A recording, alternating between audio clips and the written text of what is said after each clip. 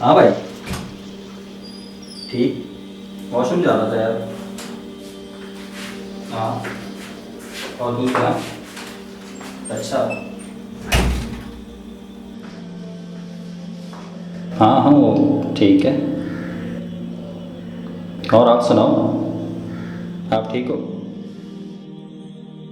دور حاضر میں دیکھا گیا ہے کہ لوگ بیت الخلا اور واش روم میں موبائل فون پر بات کر رہے ہوتے ہیں.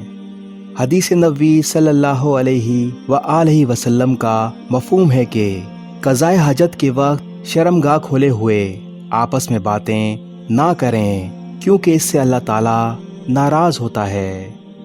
ابو داؤد شریف حدیث نمبر 15. اس ویڈیو کو شیئر ضرور کریں، ہو سکتا ہے آپ کے ایک شیئر سے یہ بات کسی کے دل میں اتر جائے.